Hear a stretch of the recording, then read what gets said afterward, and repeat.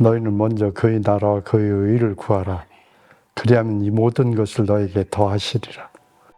먼저 하나님, 이거 늘 기억을 하고 실천을 하길 바랍니다. 먼저 하나님.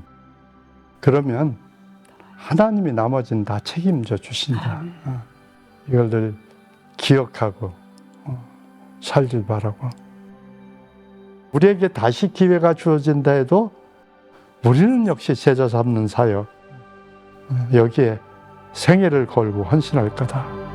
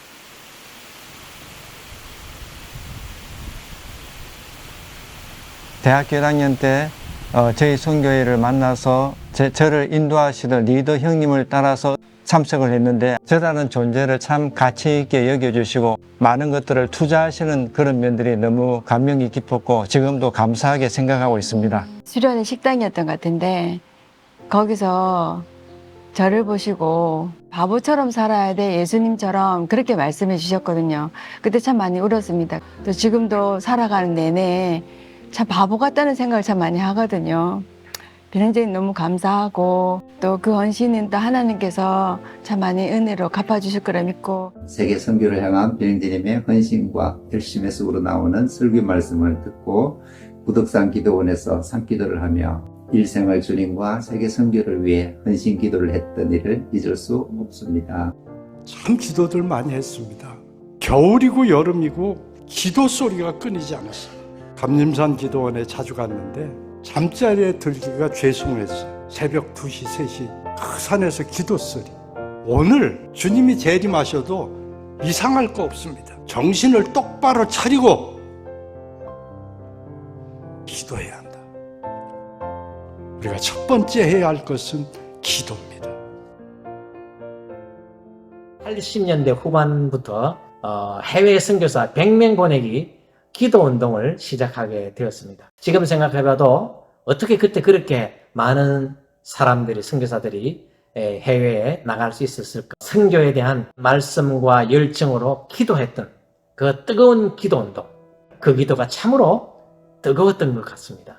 10년 이내에 장기 선교사, 단기 선교사 100명 이상을 부산에서 보낸다.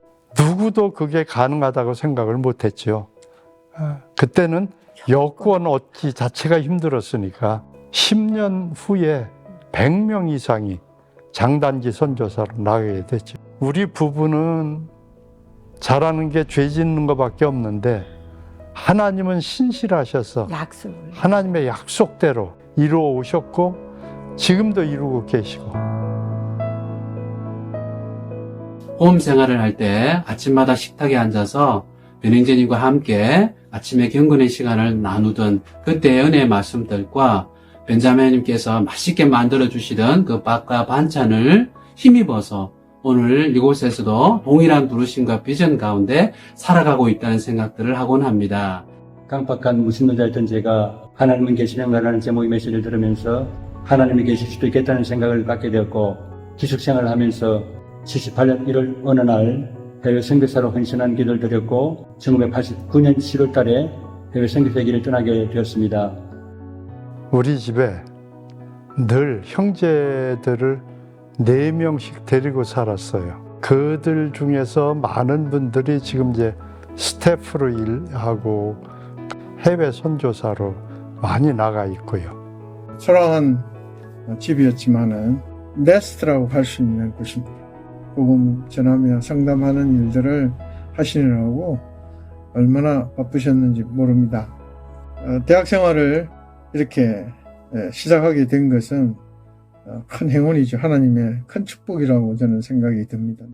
군목으로 3년 동안 근무했는데 1부에 750명, 2부에 750명 꽉 채워가지고 주일마다 2번씩 설교하고 수요일날 설교하고 너무너무 즐겁고 재미있었어요. 어느 날 창세기 22장 17절, 18절 말씀을 하나님이 주셨습니다. 얼마나 좋았는지 이 약속 받고 저녁은 내고 아무 보장 없이 부산 내려와서 부산 개척하는 일을 시작을 했습니다. 경남지방병무청 사택에서 몇몇 멤버들이 성경 공부를 화요일 저녁에 하고 있었습니다. 거기서 대위 변영재님을 처음으로 만났었죠. 인도자와 그 참여자들의 나눔, 그게 너무 인상적이었고요. 참 좋다. 그날 처음 만난 제게 관심과 사랑, 이걸 보이신 그 부분, 이것이 46년을 줄곧 함께한 중요한 동기가 되었습니다. 약속 말씀에 붙잡혀 약속에 순종하여 그 당시 좋은 조건들을 다 뿌리치시고 부산으로 내려와 주셔서 참으로 감사드립니다. 내려오게 하신 분이 하나님이심을 또한 믿습니다. 변영재님 부부에게 주신 이 약속이 대를 이어 성취되기를 간절히 기도합니다. 약속을 주셨으면 갑시다. 그래서 그냥 그 약속 하나 바라고 부산에 왔어요. 탈진되도록 그렇게 고생을 했는데 하나님이 진짜 복을 많이 주셨어요. 집도 없었고 누가 뭐 오라는 데도 없고 이제 무작정 이제 부산을 땅을 밟아야 되는 건데 하나님이 약속을 주시니까 겁날 게 없더라고요. 근데 그 약속대로 하나님 그렇게 해주셨어요. 그래서 하나님의 신실하신 약속을 늘 감사하고 또 찬송합니다. 바울 사도가 옥에 갇혔을지라도 기뻐하고 즐거워한단 말이에요. 왜? 성령 충만하니까, 하나님이 임해 주시니까, 하나님이 함께 하시니까 구원의 하나님으로 말미암아 기뻐하고 즐거워하게 되는 거란 말이에요. 길, 행사, 염려, 짐, 병 하나님께 다 맡기고 우리가 해야 할 일은 여호와를 기뻐하는 삶을 살자. 하나님, 하나님의 말씀, 사람, 이 세 가지가 가장 기억에 남습니다. 이 영적 유산을 잘 간직해서 다음 세대에 잘 전달하겠습니다. 30대에 볼이 밝은 젊은 목사님이셨습니다. 1000명 중에는 의로운 사람을 1명 만났지만 여자는 없더라. 그 말씀을 하시면서 이목희자매 10,000명 중에 1명이 되어야지 하고 말씀하셨어요. 그때 제 마음속에 나는 10,000명 중에 1명이 되어야 되겠다 하고 마음에 굳게 결심했던 그런 기억이 납니다. 군 생활을 이렇게 겪으면서 수료식 누가 올 수 있겠지 그런 고민이 있었는데 권 목사님이 와주신다고 해서 참 위로가 많이 됐고 잘 지냈는지 그 전에 얘기했던 대화들을 기억하셔서 물어주시는 그런 모습들이 굉장히 인상적이었습니다. 대사명이 무엇인지를 알게 해주셨고 그 역사 속에서 하나님의 자녀됨을 누리고 있는 것을 생각할 때 감사가 됩니다. 기도와 또 성경 읽기와 또 독서를 통해서 본을 보여주셔서 감사를 드립니다. 새롭게 예수님 믿는 사람들에게 도움을 주는 그런 삶을 살고 싶습니다. 무엇을 위해 어떻게 살아야 할지를 가르쳐 주시고 지금까지 본이 되어 주셨습니다. 또 버팀목이 되어 주셔서 부족한 저희들 항상 믿어주시고 지지해 주셔서 감사드립니다. 저의 삶에 큰 멘토였고 또 큰 모범이 되어 주셨습니다. 가르침만으로 배울 수 없는 삶을 통한 또 큰 사랑의 모범이 되어 주셨습니다. 하나님께서 변영재님과 자매님을 그 뜻 가운데 사용해 주신 것에 인하여 감사를 드립니다. 더욱 하나님의 목적을 성취하시는 그 일 가운데 정진하시도록 저희가 기도로 돕겠습니다. 아버지 은퇴를 진심으로 축하드립니다. 수고 정말 많으셨습니다. 하나님의 부르심을 따라 일생을 헌신하고 섬기시는 그 모습이 저와 가족들과 그리고 영적인 자녀들과 제자들에게 얼마나 큰 본이 되셨는지요.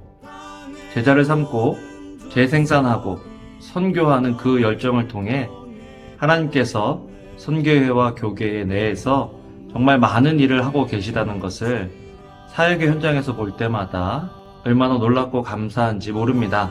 하나님께서 아버지께 주신 사명은 아버지를 통해 선교회를 통해 하나님의 제자가 된 분들과 저희 속에서 계속해서 이어져 나갈 것입니다.